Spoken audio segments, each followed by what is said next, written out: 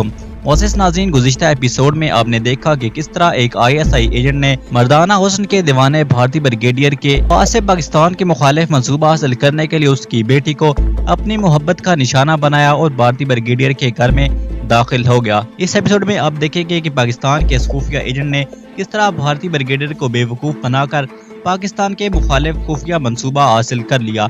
अगर आप पिछली एपिसोड देखना चाहते हैं तो ऊपर आई के बटन पर क्लिक करें या फिर कमेंट सेक्शन और डिस्क्रिप्शन में मौजूद लिंक पर क्लिक करके आप गुज़िश्ता वीडियो देख सकते हैं। मोअज़्ज़िज़ नाज़रीन, राधिका मुस्तकबिल के सुनहरे सपने सजाते बड़े शानदार मूड में घर पहुंची थी। इसका दिल अभी वहां से आने को नहीं चाहता था, ना ही आज इसका कोई फंक्शन था, लेकिन वो प्रदीप की जज्बात का भी अपने मुतालिक अंदाज़ा लगाना चाहती थी और इसका अंदाज़ा सही था, क्योंकि प्रदीप को इसने अपनी दानिस्त में शिकार कर ही लिया था।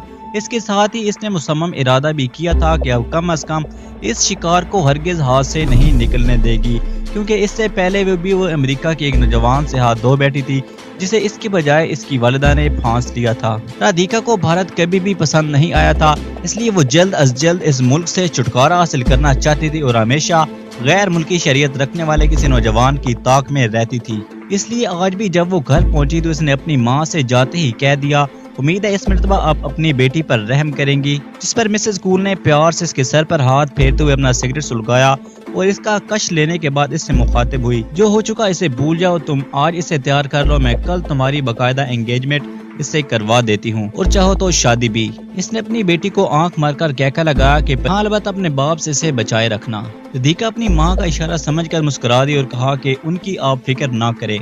ब्रिगेडियर कूल दोपहर के बाद घर वापस आया था। आज इसके साथ एक की बजाय 2 ब्रीफ केस थे, जिसका मतलब ये था कि आज वो पहले से भी ज्यादा मसरूफ था।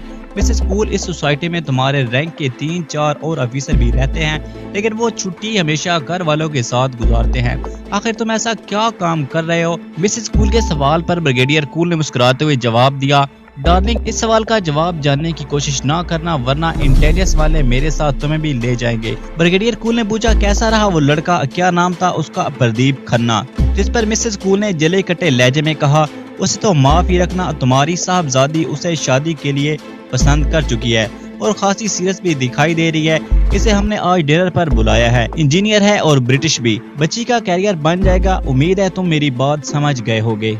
जिस पर ब्रिगेडियर कूल ने कहा, ओह नो, एक तो तुम माँ बेटी मुझ पर हर वक्त क्यों शक करती रहती हो? भाई मैं वो आदत छोड़ चुका हूँ, मुतमईन रहो। आज प्रदीप जानबूझकर 1 घंटा ताखीर से पहुंचा था और पहुंचते इसने तीनों के सामने हाथ बांधते हुए जय हिंद कहकर इनके जवाब से पहले ही कह दिया कि माफ कीजिए, एक फौजी घराने में वक्त पर ना पहुंचना कोई अच्छी बात नहीं, लेकिन इसमें मेरा कसूर नहीं। PCO से लंदन अपने पिताजी को फोन करने गया था और वापसी पर टैक्सी खराब हो गई, फिर ट्रैफिक जाम हो गई, इसलिए मैं लेट हो गया। जिस पर कूल फैमिली ने कहा, इट्स ओके, यहाँ ऐसा हो ही जाता है। जिसके बाद प्रदीप राधिका के बराबर वाली कुर्सी पर बैठ गया। ब्रिगेडियर कूल ने इसे इंटरव्यू शुरू कर दिया। वो इसे बज़ाहिर लाताल्लुकी के अंदाज में बातें कर रहा था, लेकिन प्रदीप जानता था कि वो इसे परख रहा है और वो इस मैदान का पुराना खिलाड़ी था। इसने 10-15 मिनट ही में ब्रिगेडियर कूल को राधिका और इसकी मां की तरह अपने बरतानवी शहरियत के हामिल इंजीनियर होने का कायल कर लिया था। ब्रिगेडियर कूल और इसकी बीवी जानबूझकर राधिका को इससे ज्यादा गुफ्तगू करने का मौका दे रहे थे। मिसेस कूल किचन और ब्रिगेडियर कूल टीवी पर खबरें सुनने के बहाने से जल्द ही अलग हो गए, जबकि राधिका और प्रदीप आपस में बातें करते रहे। डिनर का आगाज हस्बे तवक्को दोनों मियां बीवी ने वाइन के गिलासों से किया था। राधिका और प्रदीप इसमें शामिल नहीं हुए थे और राधिका ने ही डिनर डाइनिंग टेबल पर सजाया था। प्रदीप ने कमाल होशियारी से गुफ्तगू का रुख आर्मी और फिर पाक पर मतवक्के जंग की तरफ कर दिया। मुझे सियासत में तो कोई दिलचस्पी नहीं, लेकिन अखबारात का मुताला जरूर करता हूँ। ये आजकल जो आपकी जंगी मशकों यानी ब्रास टैग का इतना हंगामा हो रहा है, इसकी वजह समझ नहीं आती। प्रदीप ने बलाखिर ब्रिगेडियर कूल के सामने दाना फेंक दिया। राधिका ने गुफ्तगू में हिस्सा लेते हुए कहा, फौजी मसले को हमारे लोगों ने ख्वाह सियासी मसला बना दिया है। जिस पर प्रदीप ने बात बढ़ाने के लिए बात की कि इसकी भी क्या जरूरत थी, जिस मुल्क का GDP इतना शर्मनाक हद तक कम हो, जहां लोगों को जिंदा रहने के लिए आप अपने हालात के सामने गिरवी रखना पड़ता है। मुझे समझ नहीं आती وہاں ایسے بے تحاشا اخراجات کا کیا فائدہ؟ اتنا خرچ تو شاید برٹش آرمی نے بھی جنگی مشقوں پر نہیں کیا، جس پر بریگیڈیئر کول نے بالآخر کہہ ہی دیا کہ بھائی ہم دراصل اس سارے ٹنٹنے کو ہی ختم کر دینا چاہتے ہیں۔ رادھیکا نے حیرانگی سے پوچھا کیا مطلب ڈیڈی؟ تو بریگیڈیئر کول نے کہا کہ یہ روز روز کی بک بک چک چک سے تو ایک بڑی اور آخری جنگ ہی بہتر ہے، جس پر پردیپ نے بات بڑھاتے ہوئے کہا کہ بالکل ٹھیک ہے سر، آپ بالکل ٹھیک کہہ رہے ہیں، واقعی میں سوچتا ہوں کہ آخر 71 میں اتنا اہم موقع کیوں دیا، دونوں ملکوں میں سے ایک پر قبضہ کر لینا چاہیے تھا، جس پر بریگیڈیئر کول نے پردیپ کی بات کاٹ دی، کہا کہ مائی بوائے 71 میں ہم نے کچھ نہیں کیا، بس حادثاتی طور پر سب کچھ ہو گیا، وہ تو اندرا جی تھی جنہوں نے اپنے پتے ہوشیاری سے کھیلے اور ہمیں فتح نصیب ہوئی۔ جہاں تک ویسٹ فرنٹ کی بات ہے تو ایمانداری کی بات یہ ہے کہ ہم مغربی پاکستان کا کچھ نہیں بگاڑ سکتے تھے، یہاں وہ لوگ بالکل تیار تھے اور عین ممکن ہے کہ اگر ہم اس طرف جنگ جاری رکھتے تو پانسا ہی نہ پلٹ جاتا۔ پردیپ نے بیزاری سے کہا خیر بات کچھ بھی رہی ہو، میرے خیال سے اب یہ مسئلہ ختم ہونا چاہیے۔ تو بریگیڈیئر کول نے سگریٹ سلگاتے ہوئے کہا ارے بھائی ہم اس کی تیاریاں تو کر رہے ہیں، دیکھو شاید اگلے 1-2 ماہ میں ہم پاکستانیوں کے سارے دانت ہی نکال دیں۔ تو پردیپ نے شاندار اداکاری کا مظاہرہ کرتے ہوئے کہا او یس۔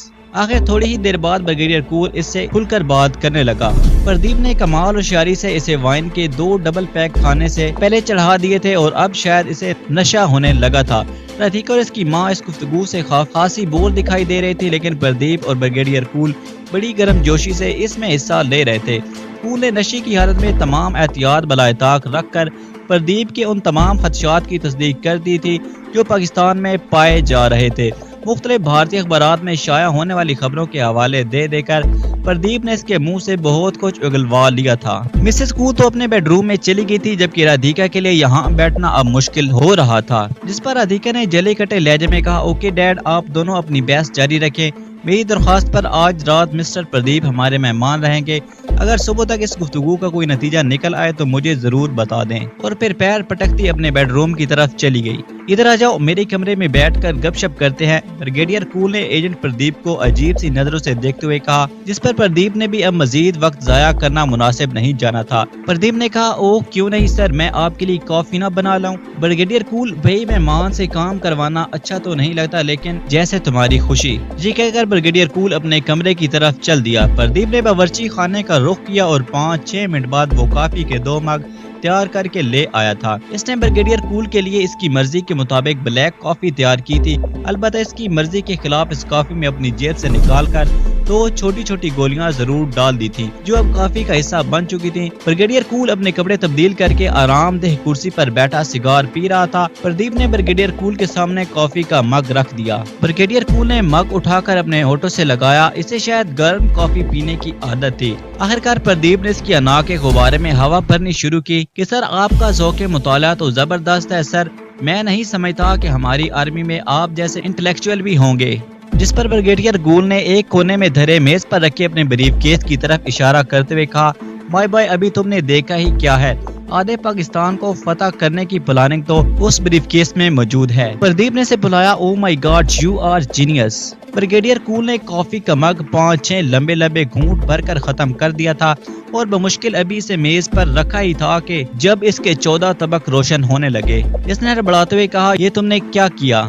شاید بہت سریح الاثر بے ہوشی کی دوا پردیپ نے استعمال کی تھی۔ پردیپ نے آہستگی سے کہا ایزی سر، اطمینان سے، اور بریگیڈیئر کول کو زمین بوس ہونے سے پہلے ہی اپنے مضبوط بازوؤں میں تھام کر اس کے بیڈ پر لٹا دیا۔ اب وہ بلی کی طرح اپنے پنجوں پر چلتا رادھیکا کے کمرے کی طرف جا رہا تھا۔ رادھیکا کے کمرے کا دروازہ لاک نہیں تھا۔ بے آواز دروازہ کھول کر وہ اندر داخل ہوا تو رادھیکا نے کروٹ بدل کر اس کی طرف دیکھا۔ اس سے پہلے کہ وہ اٹھ کر خود پردیپ کا استقبال کرے، پردیپ کے ہاتھ میں موجود چھوٹی سی شیشی سے خوشبو کا فوارہ نکلا اور رادھیکا کے نتھروں میں جا گھسا۔ خوشبو کیا تھی؟ جادو تھا۔ رادھیکا نے اس کا کچھ اور ہی مطلب لیا، لیکن اسے سمجھنے یا اپنے جذبات کا اظہار کرنے کے لیے چند لمحے ہی میسر آئے تھے جب وہ بستر پر ہی ڈھیر ہو گئی۔ پردیپ مسکراتا ہوا پنجوں کے بل باہر آ گیا۔ اب وہ ملحقہ بیڈ روم میں داخل ہو رہا تھا جس کے ادھ کھلے دروازے سے مسز کول کے خراٹے سنائی دے رہے تھے۔ شاید وہ گہری نیند سو رہی تھی۔ خوشبو کے سپرے نے اس کی نیند مزید گہری کر دی۔ اب وہ قدرے مطمئن ہو چکا تھا۔ اس نے ٹیلی فون کا ہیڈ سیٹ اتار کر زمین پر رکھ دیا تھا اور اب بریگیڈیئر کول کے کمرے سے وہ بریف کیس سنبھال رہا تھا جس میں بقول بریگیڈیئر کول کے آدھے پاکستان کی فتح کا منصوبہ موجود تھا۔ الو کے پٹھے تم پاکستان کا بال بیکا نہیں کر سکتے، اس نے نفرت سے بریگیڈیئر کول کی طرف دیکھتے ہوئے کہا اور اس کی میز کے ایک کونے میں دھری چابیوں کے گچھے سے چابی نکال کر بریف کیس کھولا اور اس میں موجود ایک فائل کو کھول کر چند لمحوں کے لیے دیکھا اور دھڑکتے دل سے اسے دوبارہ بریف کیس میں بند کر کے بریف کیس سمیت باہر نکل آیا۔ برآمدے کے کونے میں لگے ہک سے اس نے رادھیکا کی گاڑی کی چابی نکالی اور گھر کی ساری لائٹیں آف کرنے کے بعد کار کو سٹارٹ کر کے باہر آ گیا۔ اطمینان سے اس نے بنگلے کا گیٹ بند کیا اور گنگناتا ہوا کار میں بیٹھ گیا۔ 3-4 منٹ بعد وہ اپنے فلیٹ کے سامنے موجود تھا۔ کار پارکنگ ایریا میں کھڑی کر کے اس نے فلیٹ سے وہ بیگ اٹھا لیا جو پہلے ہی سے تیار تھا۔ بریگیڈیئر کول کے بریف کیس کا سارا بوجھ اس نے اس بیگ میں منتقل کیا اور کمرے میں بکھرے اسباب کا جائزہ لے کر باہر آ گیا۔ آدھے گھنٹے کی ڈرائیو کے بعد وہ دہلی کے انٹرنیشنل ایئرپورٹ پر موجود تھا۔ گاڑی اس نے پارکنگ کے بجائے جان بوجھ کر اس ایریا میں کھڑی کی تھی جہاں سے اگلے چند منٹ بعد دہلی کی ٹریفک پولیس کا لفٹر اسے اٹھا کر لے جاتا۔ اس نے ڈومیسٹک فلائٹ کاؤنٹر سے لکھنؤ کے لیے سیٹ بک کی اور لکھنؤ کے لیے روانہ ہو گیا۔ لکھنؤ کے ہوائی اڈے پر اترنے تک اس کی نیند پوری ہو چکی تھی۔ دوسری جانب بریگیڈیئر کول کی آنکھ کھلی تو اسے اپنے جسم میں عجیب سے درد کا احساس ہوا، جیسے اس کا جسم ٹوٹ رہا ہو۔ گھبراہٹ میں اس نے گھڑی کی سوئیوں پر نظر ڈالی جہاں صبح کے 9 بج رہے تھے۔ اس نے چاہا کہ جھٹکے سے بستر سے نکلے لیکن اس جھٹکے نے اس کے جسم کے کسبل نکال دیے۔ جیسے ہی اس کی نظر میز کی طرف گئی بریف کیس غائب تھا۔ بریگیڈیئر کول چکرا کر رہ گیا۔ ننگے پاؤں قریباً بھاگتا ہوا وہ کمرے سے باہر آیا جہاں لابی میں رکھے فون کا ہیڈ سیٹ زمین پر پڑا ہوا تھا۔ یہ دیکھ کر اس کے 14 طبق روشن ہو گئے۔ ہیڈ سیٹ فون پر رکھتے ہی اس کی گھنٹی بجنے لگی۔ دوسری طرف سے اس کا پریشان ہاتھ سٹاف کیپٹن اس سے مخاطب تھا۔ خیریت تو ہے سر، اس نے ادب سے جے ہند کہتے ہوئے اگلا سوال کر دیا۔ بریگیڈیئر کول نے ایمرجنسی کہہ کر فون رکھ دیا۔ وہ اب اپنی بیٹی کے کمرے کی طرف جا رہا تھا جسے نیند سے بیدار کرنے میں اسے 3-4 منٹ لگ گئے تھے۔ رادھیکا نے آنکھیں ملتے ہوئے بڑی پریشانی سے اپنے باپ کی طرف دیکھا۔ وہ حرام خور پاکستانی سپاہی تھا، بریگیڈیئر کول نے کہا اور اس کے منہ سے مغالطات کا طوفان امڑ رہا تھا۔ رادھیکا کو اپنے باپ کی بات پر اب تک یقین نہیں آ رہا تھا۔ وہ قریباً بھاگتی ہوئی گیسٹ روم کی طرف گئی تھی جہاں پردیپ کا نام نشان بھی نہیں تھا۔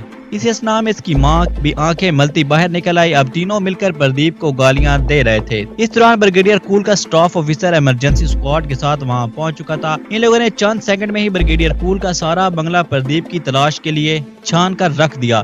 تھوڑی دیر بعد بریگیڈیئر کول نے اپنے بریگیڈ کے انٹیلیجنس یونٹ کو بھی گھر طلب کر لیا تھا۔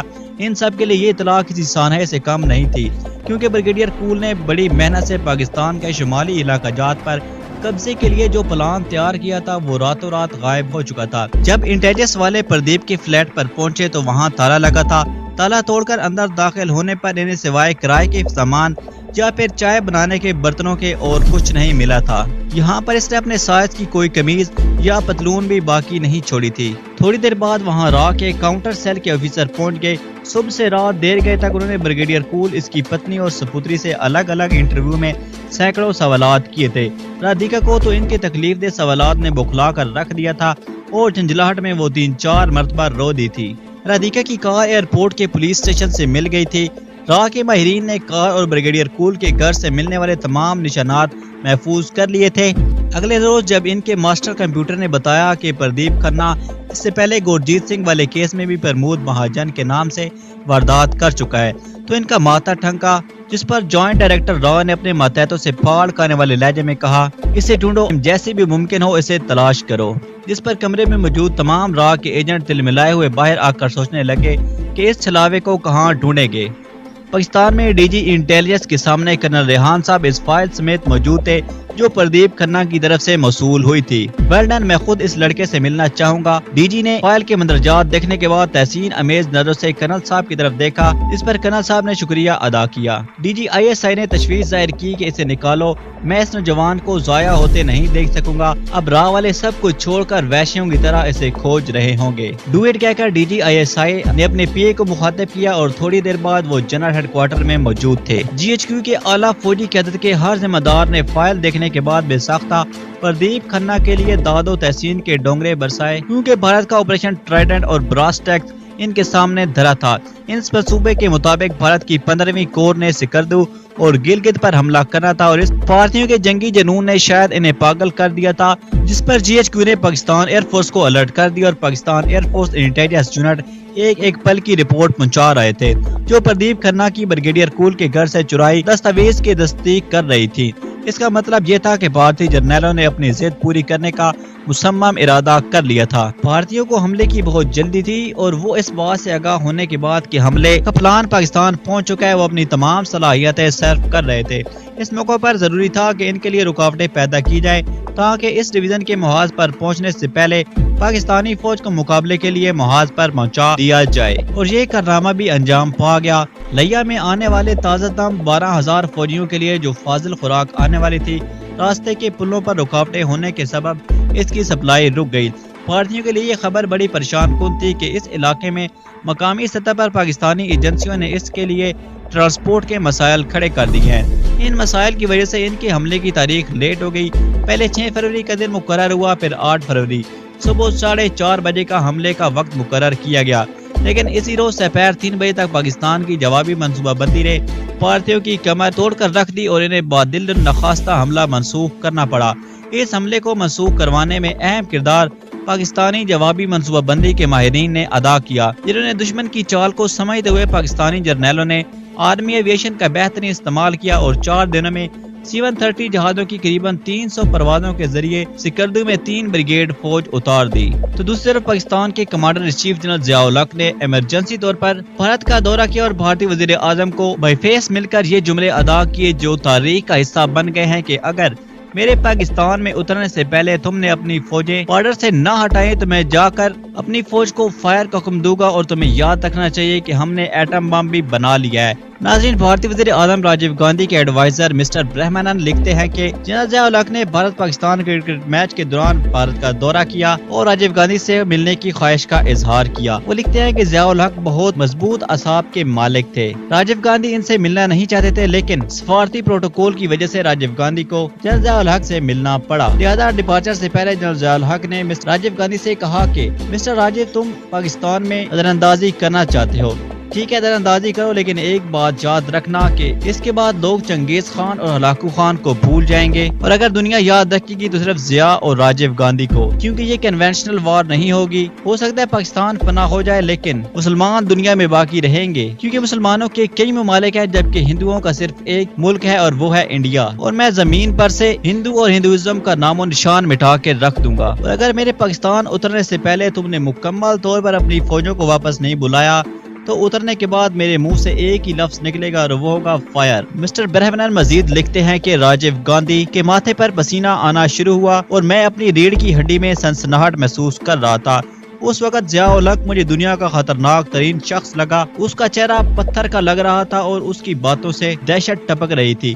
اس کی نظروں میں دیکھتے ہوئے مجھے صاف طور پر نظر آ رہا تھا کہ وہ ایٹمی حملوں سے پورے بر صغیر کو راکھ میں بدل دے گا۔ اس نے مزید دیکھا کہ میں خوف کی وجہ سے کپ کپا رہا تھا۔ تو ناظرین، یہ تھے مجاہد ملت جنرل ضیاء الحق۔ کاش آج بھی ہمارے پاس ایسا دلیر حکمران موجود ہوتا۔ اور ساتھ ہی سلام پاکستان کے اس گمنام ہیرو کو جس نے پاکستان کو بچانے کے لیے اپنی جان کو خطرے میں ڈالا اور بھارتی فوج کا پاکستان کے خلاف تباہ کن منصوبہ بر وقت پاکستان کی فوج تک پہنچایا۔ بس ناظرین، آج کی ویڈیو میں اتنا ہی۔ امید ہے پاکستان ISI کا یہ مشن آپ کو ضرور پسند آیا ہوگا، اور ساتھ ہی آپ سے گزارش ہے کہ مزید اچھی ویڈیو کے لیے ہمارا چینل سبسکرائب کریں اور گھنٹی کے بٹن کو دباتے جائیں۔